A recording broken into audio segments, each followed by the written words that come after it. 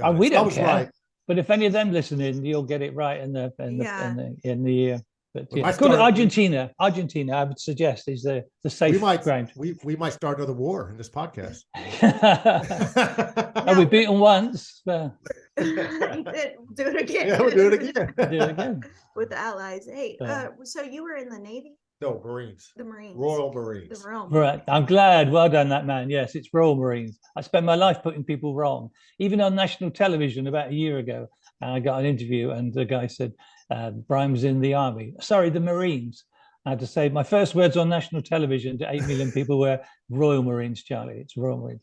Because I know around the country, around the world, anyone who knows the Royal Marines, you have Marines, we have Royal Marines. And we spent 300-400 years earning that distinction. So yeah, because y'all have a queen, we don't. So it's royal. No, she died.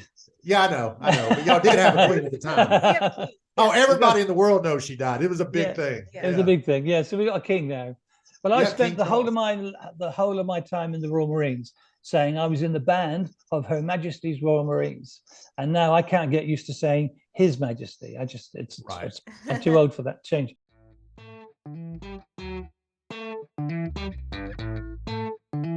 How long have you been in the Navy? Oh, me blow me life. I'm Jamie Britt. And I'm Heath Britt. And together we are E14. We have 40 years of naval service. And each week we discuss a potpourri of topics, which we like to call smoke pit topics. These are real world topics that concern us, our marriage, and our Navy with a sailor twist. So join us each week as we dive into the deep end. Booyah!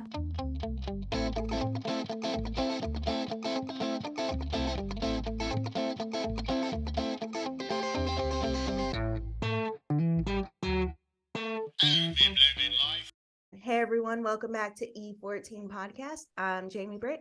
And I'm Heath Britt. And together we're E14. The views and opinions expressed in this podcast are those of our own and not the United States Navy or the Royal Marines or our respective commands. So take it or leave it. Welcome everybody back. Today we have with us from across the pond, visiting us from Jolly, England, Brian Short. Brian, thanks for coming on. It's a pleasure. Nice to meet you guys. Very nice to meet you, sir. Tell us a little about yourself. Well, my name's Brian Short. I live in the southeast of England, about 60 miles from London. Give you some reference, it's near the port of Dover. So from our beach, we can see France on a good day, or on a great day, we can't. That's a little joke we have with the French there. So I was born in Plymouth, which will be a town, city well known to you people. That's where the Mayflower ship set off from many years ago. And through my service in the Royal Marines, I ended up in a little town of Deal, which is where the Royal Marines School of Music was until it closed in 1996. So the one constant thing throughout the whole of my life has been playing the drums. I played drums before I joined the Royal Marines. I was a musician in the Royal Marines as a drummer. When I was a police officer, I still played the drums, but in a different costume. And now I just play a bit of jazz for fun and write books. So that's now, I want to talk to you real quick. You were born in Plymouth, England. Yeah. Sure, yeah. I have been there. I have visited Plymouth. Plymouth. I went there when I was still active duty in the Navy. You know, I'm retired, and Jamie here is still active duty. Well, I went there to do work on a submarine that pulled in, a U.S. submarine that pulled into Plymouth. And great little town. I enjoyed it. Drank a lot of pints while I was there. Sure. Saw the steps of the Mayflower. Went and visited the Plymouth Gin Factory. It was a really good time. I enjoyed that little town. I was there for about a week and a half. Roughly when was that? 2005-ish.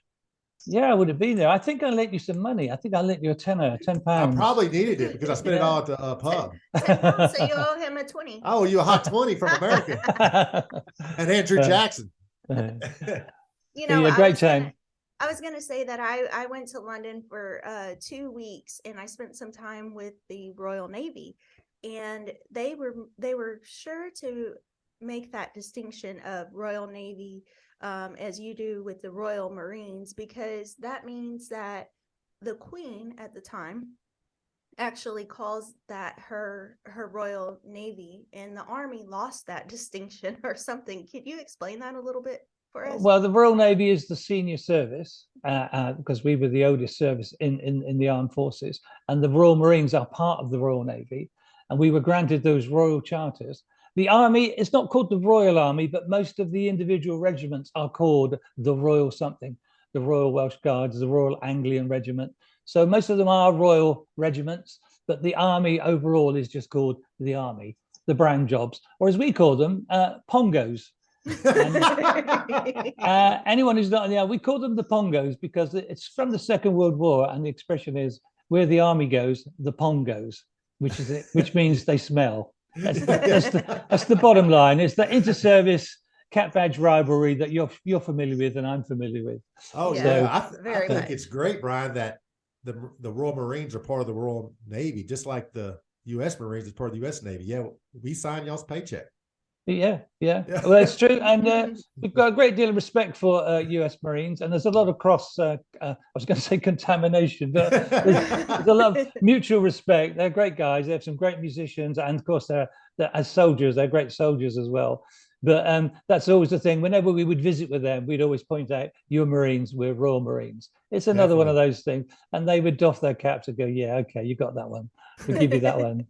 Well, I have a question, and it's a little unprofessional, but who cares? So our U.S. Marines are known to be crayon eaters. They eat crayons. Do the Royal Marines eat crayons too? No, they use them for coloring in books, and which is why the last 4 pages of my book are coloring in, especially for the Marines. And there's also an officer's edition of my book, which is just dot to dot. And whilst you'll get to see it when the book arrives. I know you've ordered a copy, but so yeah, we are also known as crayon munchers, and especially the blue one. I love the blue ones, man. You can have some crazy old parties when you get off all those blue crayons. Yeah, we gave them to the Marines to color, but they decided to eat them instead. I don't get it. I don't get it. Well, I'm excited to dive into this story, Brian. So, real quick synopsis. We're jumping into it. You're a Royal Marine vet, as we spoke about. You are a published author, and you're probably the only person I know that's a veteran that got a thank you card from the enemy. So let's start it now. Let's start going. So let's start with your why you joined the Marines and all that. The Royal Marines. Oh, Royal Marines. I apologize. Royal Marines. Well, it's got a sad story actually. War was visited upon me and my family 2 months before I was born because my father was in the Royal Marines, and he was on active service and killed in 1956 at Suez. There was a bit of a skirmish there between the British, the French, and the Egyptians, and he was killed on the beach there during the invasion, just 2 months before I was born.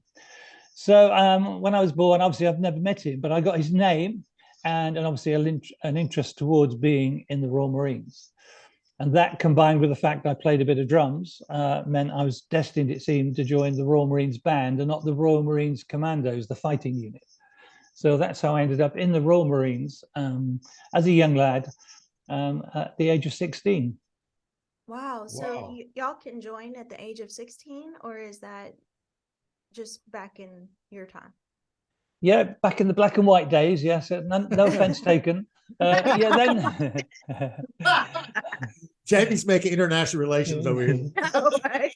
it was a while ago. I'll give you that. It was a while ago. But yeah, 15 and a half, you can apply. And at 16, you can actually join then. Now it's a little older. I think it's 17 and a half if you want to join the Marines. But the only positive thing in my life was playing the drums as a teenager. Of course, it was positive for everyone except for my neighbors who didn't like having a drummer next door. So I think when I went to the careers office to fill in the forms, they'd already been filled in by my neighbors. They wanted to see the back of me. Get you the hell out of there. Yeah. So I went off to Deal. I came from Plymouth to Deal to do an audition. And I played a bit of drums, probably not too well. And they said, can you sing the national anthem? So I stood up and I sang 2 verses of the national anthem. And it was that confidence exceeding ability that got me into the Royal Marines. They said, okay, you're not the best drummer yet, but we can work with that, the amount of confidence you've got. So that's how I ended up as a 16-year-old at the Royal Marines School of Music, learning to play the drums. So, I mean, I can imagine in the U.S. Navy and the U.S. Marine Band, or anything to do with the military of any, whether it's marching, singing, instruments, it's pretty competitive. Did you feel it was pretty competitive when you did your time?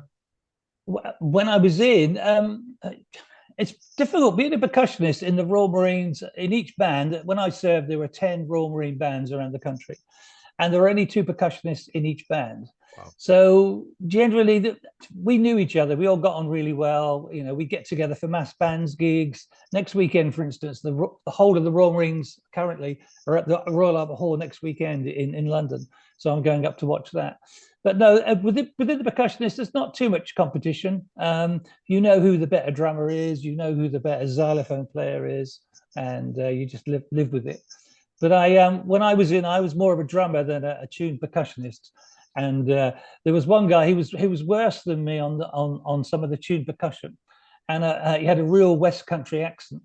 And at one concert, the conductor said, "Bacon, can you play the xylophone part?" He said, "Sir, I can't even spell it, let alone play it." So it was that kind of camaraderie and cheekiness that the percussionists have, as opposed to just plain competition, shall we say. Right. What kind of gigs did you play while you were in the Royal Marine Band? Well, it was also my first ever posting was onto an aircraft carrier called the Ark Royal, and it was during your bicentennial of 1976. So as a young lad of 19, just finished training onto an aircraft carrier, going to the States for 6 months. 6 months later, I was 32 years old, it seemed, after the good times I'd had in the States for 6 months during your bicentennial. So that was mostly military gigs on the deck of an aircraft carrier, doing things that we call beat retreat at the end of the day, entertaining diplomats and visitors to the ship, military band concerts. And then from that band, I moved to Commando Forces Band, which is nothing to do with commandos as such. It was just the hierarchy we had. And then we would also do, we'd have dance band, we'd have rock band gigs, we'd have our own little bands that we put together.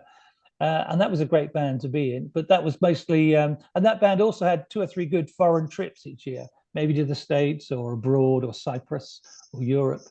So a good range of music, really. Yeah, it was a good musical education. I was going to ask if what genre y'all played in, because I know in the Navy, I can't speak to the Marines or anything, but we have like a jazz band ensemble and we have a rock band. But those specific individuals that play in those, that's what they play. They play that specific genre of music.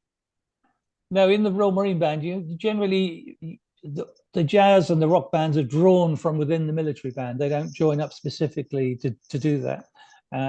So you might, if you learn guitar, but actually now at the Royal Marine School of Music, they do have a guitar professor and they do join people up to play guitar.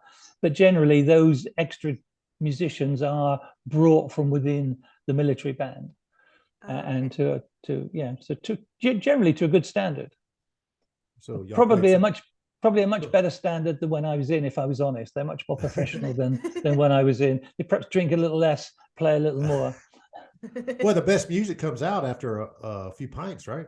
Well, that's what I tell the audience. That's what I told them at a little jazz gig on Thursday night when I was singing and playing a little jazz gig in a bar in my hometown here, No Deal.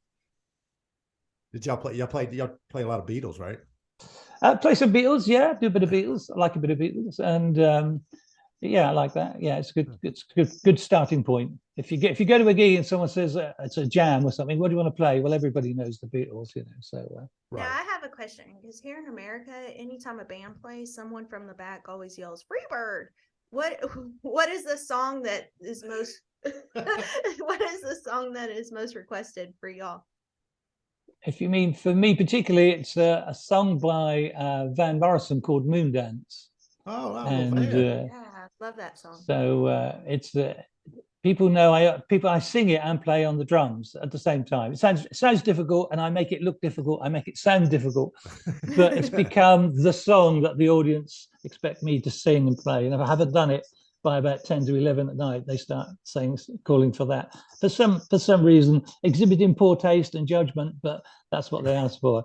It's a great song, though. At least you got some taste. It is. Yeah, it is a great song, and it swings along nicely, and it gives the blowers a chance to cut loose on some jazz solos as well.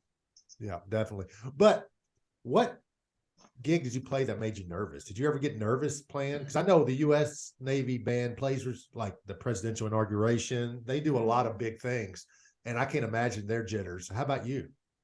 Do you know, it's going to sound really cocky, but playing wise, as I say, my confidence has always exceeded my ability. And even playing solos at the Royal Albert Hall, I never really got nervous. I tell you, the one time I got nervous, and I can remember it, was in 1996 when I was in the police, and we had a mini riot in the town of Dover, and we had to summon some police dogs, K9 units, you would call them. And there was one guy, I remember his name, Paddy Shone. He fed himself to a police dog, a snarling police dog. And I thought, I'm nervous. If he's going to do that to a dog, what's he going to do to us? So in my police career, I was nervous. But as a musician, especially being a percussionist, you're always in the Royal Marines, at each concert, they expect some sort of humorous, funny piece to be played or somebody to dress up. And it's usually the percussionists. So if we did a xylophone solo, we would dress it up to look like it was the kitchen sink or the wheels would fall off. So we were generally at the front being the clown as well as the musician. And that really calmed all my nerves, really. But played some big gigs. The Royal Albert Hall that the boys are doing next week, I did that quite a few times. And as the drummer, as I like to convince myself, the guy set the kit up right next to the bass player and the conductor. And if you've seen the Royal Albert Hall, it's huge, great venue in the middle of London. And they mic'd the kit up, and the sound engineer said to everybody, "Can you all keep quiet while I test the drums out?" And then I had to play each of the drums, keep playing them repeatedly while he adjusted the mics, echoing around this huge 8,000 venue, 8,000 seater venue. Wow. And then he said, "Can you give us a little drum solo?" And everybody in the band, the 120 musicians, just rolled their eyes because they knew Brian was going to cut loose on the drums for it's supposed to be about 30 seconds, but I'm never going to repeat this again. So I gave it a minute or two. They're all like, this guy. I know. Come on. And then before the boss caught my eye with his baton, as if to say, "Brian, shut up." So not too much in the way of nerves, I must admit, and that's probably how can I put it? It's not a good thing, but I've always been on the edge of my confidence exceeding the ability. I keep saying it, but I like that expression, and it seems to sum me up. Right. And now, as I mentioned earlier, like our military bands played for the president. Did you ever play for the Queen? God rest her soul. Yeah, I played for Her Majesty several times. I played on the Royal Yacht. She had her own Royal Yacht that actually belonged to the state, but the royal family used it. I played on the Royal Yacht a few times, and wow. I played it. Do you call him Prince? When Charles married Diana. Let's leave it. Oh wow. I played at their wedding outside St. Paul's Cathedral. Our band was chosen to play on the steps outside St. Paul's Cathedral. So that's quite a little feather in the cap, you figure. Out of all the Army bands, RAF, Navy, Marine, Royal Marine bands they could have had, the Royal Marine Band from Plymouth was chosen to play outside St. Paul's Cathedral. Well, that's great. That's great. I don't know what it is. Americans have an infatuation with the royals in England. William married Kate. And then when Harry and Meghan, that was big news. I mean, that's all you found in the news. Yeah, it's big stuff. It's big news. And of course, it's even bigger news now because just like me, he's written a book. Right. But unlike me, he's getting a lot of publicity for it and a lot of money. He's telling secrets. That's why he's getting publicity. And he's the prince. Yeah. Well, he's but did he get a thank you card from the enemy? I posed that question. No. Let's dig into that because I would like to hear how you became frenemies with your enemies. Well, let's talk about I want to know how you became kind of a medic from being a drummer in the Royal Marines during the war. Let's talk about the war. Yeah, so do I. It was Easter of 1982, and I was in the band of Her Majesty's Royal Marines, Commando Forces Plymouth, which, as I say, was a great band to be in, a few foreign trips, some big gigs, plenty of time off, jazz, rock bands. And then on April the 1st, the Argentines invaded the Falklands, which were a set of islands quite close to Argentina, but have been inhabited by the British for several hundred years, even before Argentina became a country. But they weren't particularly well known in England at the time. They lived down there, and when they invaded the islands to take them back, we were all recalled from Easter leave, and I had a whole sack of gigs lined up at a holiday camp to pay for holidays. And we assumed then, being musicians, we would guard the barracks, and the roughy-tufty commandos, the Green Berets, those trained killers would go off and sort out the Argentines. But on paper, the medical squadron said, well, actually, we're 40 people short for, and of course it was the band. On paper, in a real military situation, the band would be summoned as stretcher bearers and medics and trained up. But no one actually believed it would happen. And then suddenly on the 1st of April, recalled to barracks and told within 2 days, we're going to Southampton to join a commandeered cruise ship called the Canberra. And so along with several thousand Royal Marine commandos and some of the parachute regiment, who are one of the army regiments, we embarked. And on the 9th of April, we sailed south rather slowly. A whole task force sailed from the UK, I guess with putting pressure on the Argentines to withdraw. And at that time, the Americans, President Reagan, was a good friend of Maggie Thatcher's, and he sent some of his senior diplomats to try and get the Argentines to leave. And I guess we thought with the task force slowly sailing south, I mean, we had to go right into the southern hemisphere, so it's a good couple of weeks trip. That pressure and the diplomatic efforts would all be successful. And we'd come back in a few weeks after a cup of tea with a tan and a medal and a good story. But unfortunately, that wasn't to be. Wow. Yeah. So what they didn't react well to the diplomatic attempts? No, that Latino temper of, we've got it now, that sort of macho posturing. They've captured these islands. The whole of their the country went wild because I don't want to say brainwashed, but it's in their culture that those islands belong to them. Even though, as I say, the British have been there since before Argentina was even a country. They claim they were bequeathed it by the Spanish conquistadors from all those years ago. It's convoluted, and you can't win that argument either way. Right. But you certainly can't take someone's islands from them on the strength that Grandad said that it was ours. Yeah, right. And so we sail further and further south, and first port of call we go to is Freetown in Africa, which is very strange because even with my limited knowledge of geography, I knew that was nowhere near the Falklands. And we stayed there for a day refueling, and we were surrounded, it's quite an interesting story, surrounded by these little bumboats, native bumboats, selling trinkets and furs. And one of the Marines actually bought a monkey, and it was hoisted aboard the ship on a basket. And it was fitted out in a little officer's uniform.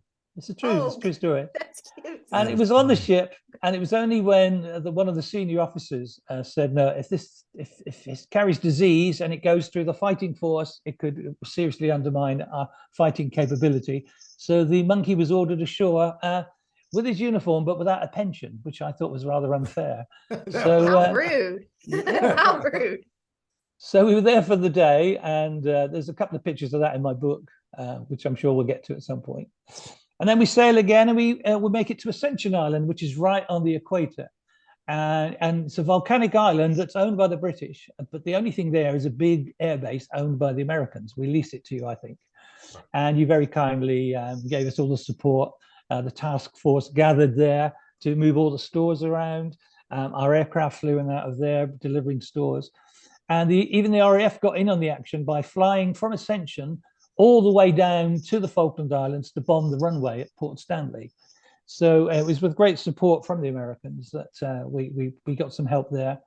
I think you also let us have the new AIM-9 missile that the Harriers could carry, which was more effective than the ones that already fitted. So we're very grateful for your help, and that was good. And then, unfortunately, whilst we were at Ascension Island, we were warned that the Argentines had a submarine, and it could threaten get into the islands and sink some of the ships. So each night we had to sail around the Ascension Island in zigzag pattern, like you might do in a Second World War film. Right. And that's good for the band because at that time we were billeted below the waterline. And I know as ex-Navy, you'll know that's where torpedoes tend to hit. Yes. So we Yep. wanted to avoid that. We were only moved above the waterline when we were being bombed, which is where bombs tend to hit. So somebody had it in for the band, it seemed. They're like, let's get rid of these guys. They just eat all the food. They just eat all the food and drum on everything. So up until this point, the band are doing military training, weapon training, fitness training around the deck alongside the Royal Marine Commandos and the Parachute Regiment. But now we'd been at sea for about 4 or 5 weeks, and those testosterone-filled commando killers and the paras were starting to swing handbags at each other in the bar. They were, itching to get ashore and do their job.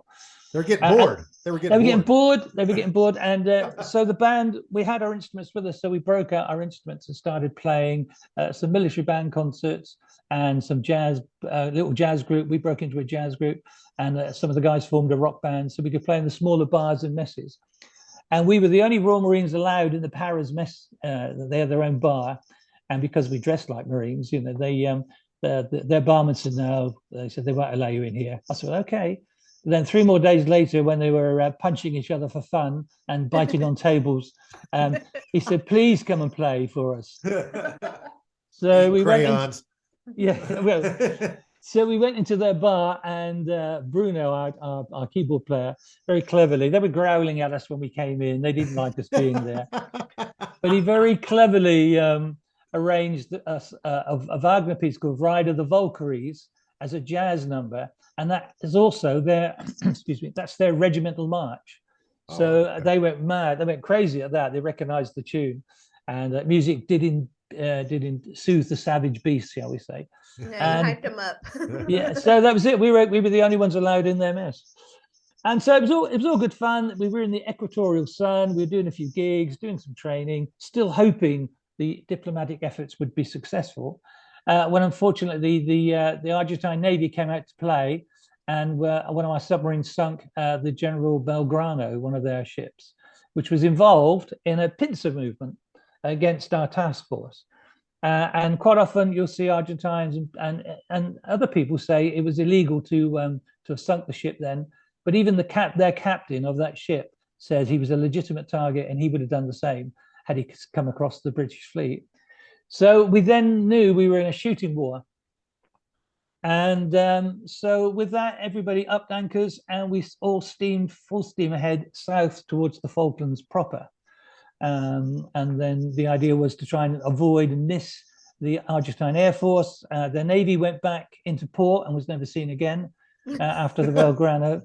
Yeah, so it was, in that regard, it was also effective. And bearing in mind, we were sailors at that time. We were all on the sea. Right. It was good to see that big chess piece taken out of the battle.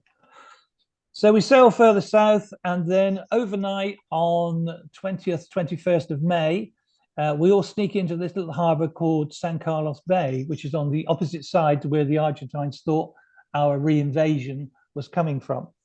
And it was a beautiful spring morning. And there's a picture of me in my book of me stood on the deck, ridiculous shaved head, admiring the sunshine. And by about 11 o'clock, we managed to get all our Royal Marines and Parachute Regiment ashore. So Canberra, the big white cruise ship that had been commandeered for this mission, because the Royal Navy didn't have enough ships at that time, we'd done our job effectively. Excuse me. But then by about 11 o'clock, the Argentine Air Force had heard that we'd arrived, and they started to arrive in numbers in 14, 15 different air raids during the day, skimming low over the water from their homeland, hitting the islands, raising just high enough to get over the islands, and then coming to this bay and having a few seconds. In the bay, there was 12 or 13 ships, including our giant Canberra, Uganda, Fearless, HMS Plymouth. There's a whole host of Royal Navy ships. They had to quickly pick a target and drop their bombs. And of course, we weren't just sitting there. Even on the Canberra, the cruise ship, we had 26 machine guns tied to rails. We had shoulder-launched missiles, and all the ships were all putting up a wall of lead against all these Argentine planes that were coming in and trying to bomb us. Consequently, they had to stay really low to try and avoid this hail of lead we were putting up. And I'm sure, as you're aware, and some of your listeners are aware, that bombs just don't go off on the front. There's a small propeller that has to unwind and arm the bomb. But these Right. guys were flying so low and with so little time, the bombs didn't have time to arm. And so they would quite often hit the ship and not go off. Sometimes they did, sometimes they went off later. So they did hit some ships, we did lose some ships, and we also did shoot down a lot of the Argentine planes. Excuse me. I have a question for you, Brian, about the Argentine Air Force. So I'm thinking this is the 80s, early 80s, 82, I believe you said. Yeah, 82. 82. So I think of Argentina as not, I'm sure it's developed, but I don't think it was like the developed advanced like England or like America is. What was their armament like? Was it outdated or? No, I think it was quite, for the time, it was current. I mean, they had Skyhawk. A lot of the planes coming in for the missions were Skyhawks that they bought off America, which of course you had in the 60s and 70s off your carriers, and was still current in your Navy at the time, I think. Yeah. And they also had some Mirage they'd got from Israel and from France. They had Exocet missiles, which was the big killer for us. Sea skimming missiles, anti-ship missiles. They had about 20 of those, I think, and they managed to get, about 10 or 11 of them on target and take out ships. So they were quite well equipped. They were poorly led and badly motivated, except, and I must make this point, except for the Argentine Air Force pilots, and all credit to them, given the amount of lead we were putting up and the amount of them getting shot down. They lost 100 planes during the war, the 74 days of the war. Wow. And going back to their base, rearming and coming back into that cauldron of fire, I mean, all credit to them, to their professionalism and bravery, unlike their Navy at the time. And unfortunately, ashore, the majority of their troops ashore were conscripts. And so they were no match for our professional soldiers. They did have some special forces and Marines ashore, but at sea, in the sky and on the land, we beat them all in quick order, which was 74 days from beginning to end. Wow, that's that Latino machismo kept them coming back, Brian. Well, it is a bit, and I felt quite sorry for them because they were told lots of lies. They were told that the Canberra, the ship, this again, I keep referring to my book, but there's pictures in the book from propaganda of the day where they claim to have sunk the Canberra in flames. Oh, wow. And these were the people bringing the soldiers to fight them. So they thought we were never even going to get there. And of course, when the war ended and suddenly you had maybe 10,000 Argentine troops shivering in the southern hemisphere winter, we had to take care of them. So we took 4,500, 5,000 of them aboard Canberra, which was a cruise ship and had cabins. And they quite often would look around and say, "Where's the damage? How did you survive?" In that, we didn't lay a glove on us. We were a bit too nimble, a bit too quick. And so they were very surprised that we were in fact not damaged in that way. Now, I have a question because I'm just kind of picturing all of this in my head as you're telling your story. Here you are, a musician, and your comrades are musicians and everything. And then all of a sudden y'all are in the heat of battle, heat of war. What was going through y'all's minds at that point where you were just like, I just wanted to play the drums. Now here I am firing upon the Argentine Air Force. Well, in truth, I was frightened. Especially during the air raids, and there's a bit I talk about in the book about operating a machine gun, and one of the aircraft came flying over and banked right over the ship, right over us, trying to get to the ship next to us. And I could see the pilot, and I'm a bit of a plane spotter, and I'm suddenly looking at this plane and think, oh, that's a Skyhawk. That's the sort of thing the Yanks have, etc. And then the bombs came off the plane, and I dived. And I tried to cover my back like a turtle trying to bury its eggs. I tried to cover myself with these flimsy life jackets in an attempt. Luckily, the bombs weren't destined for us. And even if they were, a flimsy life jacket wouldn't do any difference. So that was my moment to be brave, and I failed miserably. But after that, I got used to it, and I managed to take some pictures of the planes flying over. But yeah, I was frightened. And I referred to my story right at the beginning when my father was killed, and I have his name. And I, in my book, I have a picture of his headstone, his Royal Marine headstone with his name on. Of course, it's also my name. And there are a few times I thought, I wonder if there are going to be two Royal Marine headstones with exactly the same name on, because it was very, very frightening, especially that day in particular. And y'all and the English lost lives in this war, right? Yeah, we lost about 270 people. It's Most unfortunate. It was a good possibility. I mean, the possibility was definitely there. But you mentioned when we were texting back and forth, messaging back and forth, that you did some kind of medic duties. Yeah, part of our duty was to unload the dead and the wounded from helicopters. And although Canberra wasn't a hospital ship, on day one of the war, we were the nearest ship that had a decent medical facility. So as soon as the fighting started, as soon as it got noisy, people were dying. And the first 4 deceased people we had were Royal Marine pilots from 2 helicopters that were shot down on day one. And one of them was a friend of mine I say friend, he was a sergeant, I was a musician, but he used to show me around his helicopter and take me for flights. So to suddenly see 4 people who you knew, you'd traveled with, you knew, were suddenly dead, and you having to deal with their bodies was quite something. And on that day, I stopped referring to them as Argentines. I started referring to them as the enemy. It changed me at that moment in that time. So yeah, dealing with the dead and wounded, and then some of them were walking wounded, and they needed guarding. So the band, we drew weapons, and we were the armed guards for some of these Argentine prisoners of war, as they were. Some of whom were special forces. And in my book, there's a picture of a line of guys sat in bed, and one of them is a guy who before the war, the Argentine government was a junta, I think they call it, made up of an admiral, a general, and an Air Force guy. And they used to make some of their people disappear. Anyone who opposed them politically, they would just disappear. They were called the Disappeared. And it's a big thing if you just research that, the Disappeared in Argentina. And this guy, one of these guys, was one of those who would take people out, and they'd go out in a helicopter and dump them in the sea. Any political opponents, students, people who disagreed with the governments would just disappear. So that was one of the good things to come out of the Falklands War, because then once we retook the islands, that crashed that government, and they were thrown out of power, and they went back to a democratic system. So in some regards, it was good for the Argentine. Yeah, it helped the Argentina people. You know, they immensely. I don't think they see it that way, because they're still whinging over losing the islands, but actually got them their democratic government back. Right, but it was never really their island to begin with, correct? I mean, it was y'all's for hundreds of years.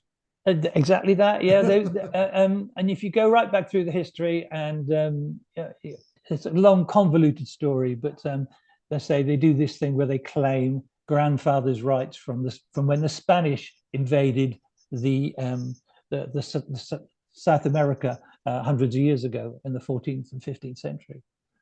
Now, I want to get into it a little bit more, because you mentioned a signed letter from the enemy, and I said frenemies, but here we are talking about war and all of the ugliness of war, and now lines are being drawn. It's no more just 2 countries, but it's personal, because you've had friends and comrades die. How did it come about that you were given a letter from the enemy that thanked you? Yes, it is the most unusual of war souvenirs, a signed thank you card from the enemy. One I'm quite proud of, actually, now. At the time, I didn't quite know what to make of it. But what happened was, we went down there, we did our job, especially the Marines and the paras ashore, did the dirty work of fighting, and wrapped the whole thing up in 74 days. And then, as I say, we had to take all these prisoners on board to save them from being exposed to the Southern Hemisphere winter. And we had about 4,500 on the Canberra, including quite a few in the place I was guarding, who we got to know quite well. Some of them spoke English, some of them spoke Welsh, actually. There's a big Welsh contingent from Argentina historically, because miners went there hundreds of years ago. And we got to know these guys quite well. And eventually we'd won the war, but their government didn't want their troops back, really. They would be embarrassed to suddenly have 10,000 troops, defeated army, taken home. And so, but they agreed that Canberra, being a civilian-looking ship, could take their soldiers back. So, under the terms of the Red Cross and Geneva Convention, we were able to sail into Argentine waters and an enemy port, which was quite something. Being at war with them 1 week and then delivering their soldiers home the next. Yeah. And the night before we docked, was one of my guys, who's one of their guys who spoke English, asked for pen and paper, and I didn't have anything. The only thing I had was a cover from one of the posh Canberra restaurant menus, and I gave him that and a pen. And about an hour later, he gave it back, and there's about 20 signatories and well wishes and thank yous on there from the Argentines. Some of it in English, some of it in Spanish, and again, it's in the book. And it was a very unusual thing to have be given by the enemy. But it literally is that, a signed thank you card from the enemy, which I'm now quite proud of, because it means that somehow we did something right, something positive came out of a very negative situation. We were looking after them better than their own officers at the time. So they were told they'd be shot by us, they'd be eaten by the Gurkhas, they would be killed, tortured, and there they are. As soon as they would come on board, they're given drinks, cigarettes, food, a cabin on a cruise ship, and providing they didn't step out of line, they were going home. So yeah, I'm very proud of that. The drummer in me was very pleased to have fought his war in that way. Wow. I mean, they were on a cruise. I mean, yeah, they got shot down and everything, but you took care of them once they got on board the ship. Love that. Yeah, we took them back. And then the very next day we docked in a small industrial port in Argentina called Puerto Madryn. And there were a couple of hundred Argentine armed Marines and sailors on the dockside. And the gangway went down, and we were told under no circumstances must you go ashore. Obviously, where it's an enemy port. We're here under the Geneva Convention. But a big door was opened under the gangway. We were passing over some wounded people on stretchers. And it was just inevitable that I would step across this chasm and find myself on Argentine soil. So under my breath, I claimed it for Her Majesty, which I thought was a good joke and a good story to tell later in life. Yeah. And then suddenly 3 Argentines jump on the stretcher, and I'm walking through all these armed Argentines to a waiting ambulance. And then we put the stretcher on the back of the ambulance. And much to everyone's surprise, because no one else there knew, the guy on the stretcher shook my hand. He was one of the guys who'd signed the card.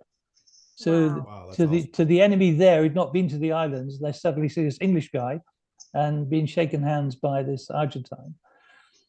And then I make my way back to the bottom of the gangway, and I'm waiting to go back up the gangway like a salmon trying to go upriver. And all these Argentines are streaming down the gangway, and the world's press are there taking a picture of the general who's welcoming them back. And I'm in this picture.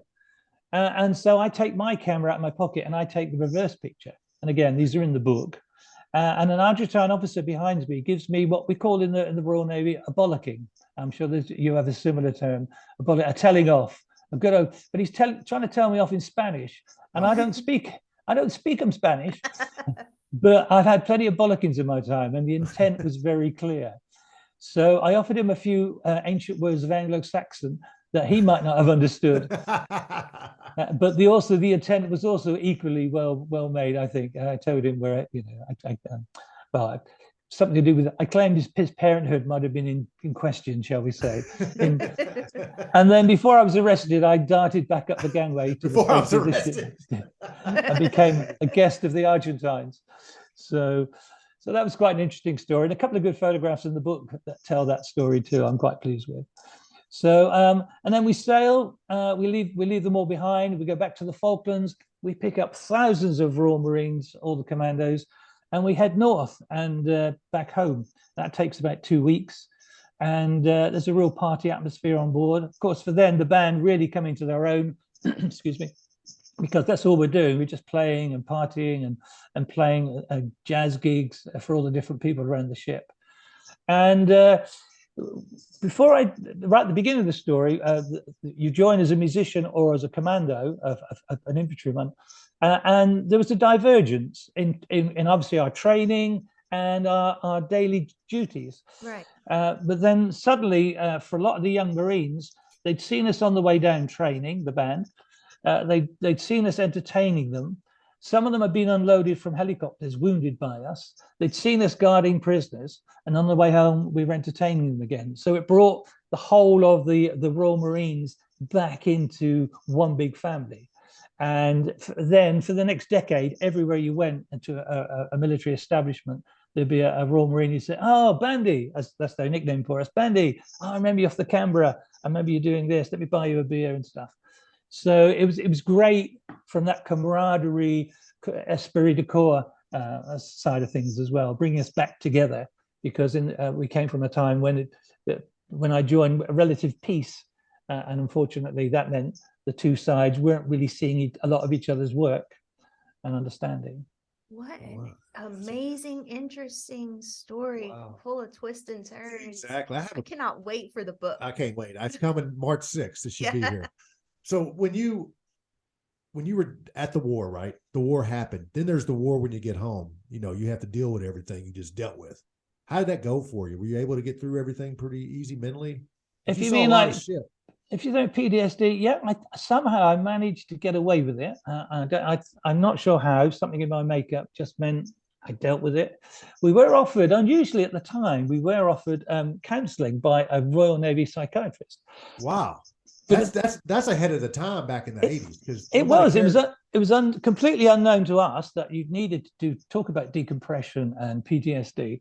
But we were offered these sessions, and we went along, and there was the bish there, that we call him the bish, and the padre was there, and they encouraged us to talk. But I couldn't really get with the program. We all paid lip service to it. You know, the group of us of about 15 young men, we couldn't really do it.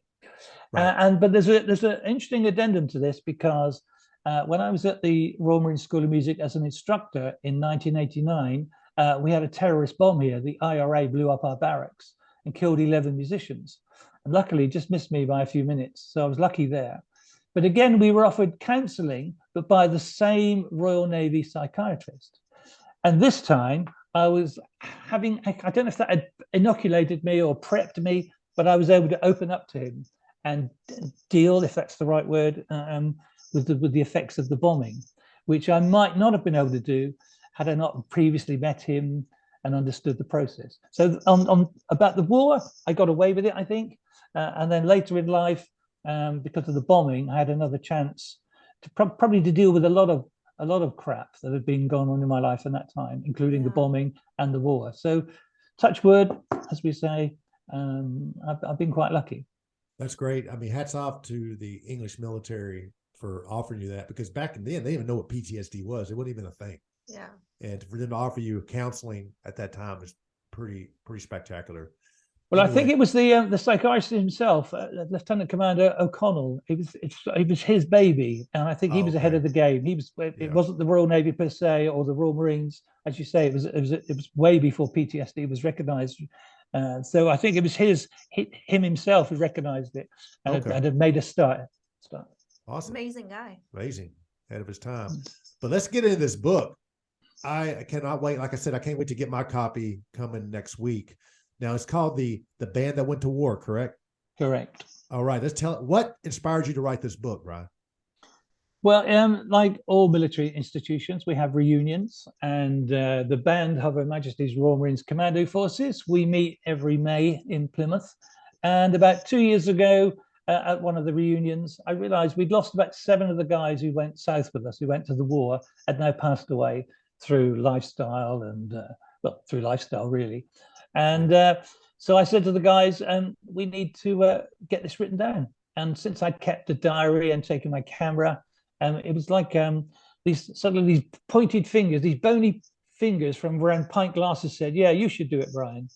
So I was sort of commissioned by the throng, by the posse, to go off and write this book.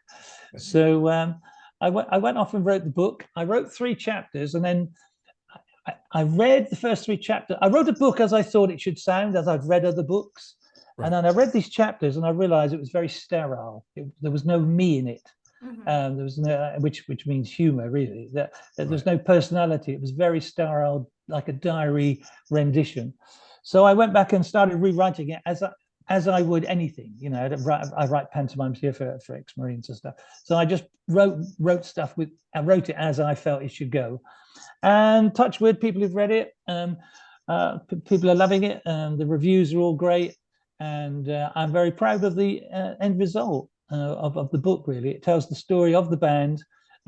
We had another band on another ship. I've included their diaries as well. So, but it tells the story of the band from beginning to end, and the war we went through as musicians. It's not a war story as such, I like to explain. It's a story about a war and people who were thrust into it, and the most unusual group, which were musicians. And I think one of the things that helped us during the war was not only did we have a complete unit of a band of 40 people and the hierarchy, both formally and informally, I think the musical intellect combined with that Royal Marine cap badge ethos was quite a powerful combination. So quite often people would say, right, we need this to do it. I'll get the band to do it. They'll do a good job of this. Get the band to do that. Give them the guns, do this. Because they knew that, guys, you need a certain intellect and orchestrated, if you forgive the clumsy pun, of the band working together, both as musicians, as well, also people with guns, also military work. It's all orchestrated. So I'm very pleased with the book, and it's doing quite well for a small military niche history. And yeah, I'm very pleased with it, shall I say. I can't, like I said, I can't wait to get my copy. Where can people find it at? I think in that they're America, you'll find it on the Amazon. Yeah, I think you'll find it there. It's probably your best bet. And yeah, that's probably the best bet. You can get a Kindle version, or the book itself's hardback at the moment. The softback's coming out sometime this year, but it's very good. I didn't understand this when I wrote the book. I've written 2 books. I'll tell you about the other one. But this book was it's very heavily weighted paper. The guy who at the publishers liked the book so much, he made sure they used the very best paper. And, nice. and so it's nicely weighted. And several people who know about these things have commented.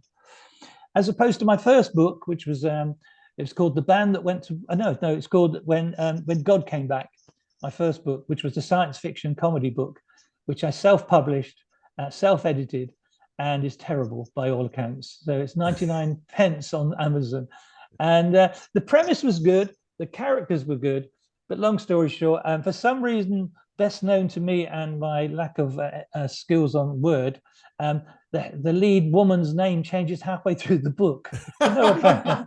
So even if you like the book and you like the character, for some reason the name changes from Emma to Joe halfway through. So yeah, lesson learned on that book. When I came to do The Band That Went to War, I got a publisher, I had it edited, and I had it printed professionally. So I'm very pleased with it. When did you write it? What year did you write it? It came out about a year ago. So the reunion was 2 years ago. It took me about a year. So it's been out about a year now. So that's why your buddies wanted you to write, because you already had a book out. You already knew what you were doing. Well, not if you'd read that book. No one would. That's not a qualification for writing the second book. No, it's I generally keep it quiet. Other than comparing the 2 books, there's no other value in talking about When God Came Back, because there really isn't. I have to say, I noticed you use the word y'all. I do. Yeah. Well, I'm from Texas, so it's ingrained in me. And I'm from Louisiana, which is next door to Texas, so it's ingrained in me too. But yeah, y'all like it. Y'all call Americans Yanks. But us Southerners call the people from up north Yanks in America. Of course. I found that 2 weeks ago. I was in the Bahamas playing water volleyball with a lot of Yanks, I called them, and I was put straight several times by people from Texas. That they're the ones who I said to them that this is not a British accent. This is how English sounds before you mess with it. Everyone else found that funny, but not the Texans. They do say that Southern talk is the most correct form, not counting England. Who says that? I've heard that before. It's the most correct form of English. I've heard that. Yeah, I don't know where you heard that. Yeah, I don't know. Is that what you call scuttlebutt or something? Scuttlebutt. Scuttlebutt. And in return to the Americans, I tried to say the word y'all, but it meant having to dislocate my jaw to do it. I just couldn't. I cannot say y'all. I can't do it. Your mouth doesn't allow you. No, it doesn't. And my manners. Right. And your intelligence level. Oh no, I wouldn't go that far. So I like the fact that you're still playing today, right? Yeah, still playing, and it's a bit of jazz now. Once I do a jazz and blues jam at a little bar in Deal, and once a month. And I'm too lazy to be in a band and go out every weekend carrying drums around now. So this little gig is my gig, I do it once a month. Occasionally, I do a debt for people whose drummers are drunk or in prison. But for the most part, I just. But for the You most said the part, drummer's in prison? yeah, it happened to me once. The guy said, "Brian, can you come and play for us? We're doing a little tour of Europe in Germany. Our drummer's in prison again." So I said, "Yeah, again." So I went and did a little tour of Europe playing drums. But yeah, other than the odd dep, once a month, a bit of jazz and blues in Chin Chin's bar in Deal in Kent suits me just fine. Yeah. I'll have to go visit that one day in our travels. Yeah. I know. Yeah. Looking forward to it. Y'all come and visit. Yeah, yeah.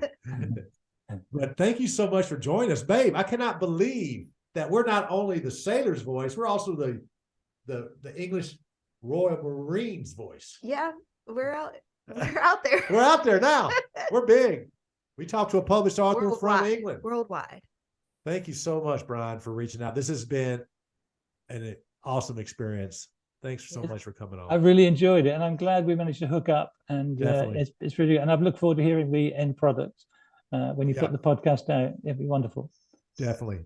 I'll put it down soon because this has got to get out. This has been funny, serious. It hit all my emotions. Yeah. But just stick. We're about to close out. If you can stick around for a second, I'll be BS with you for a quick second.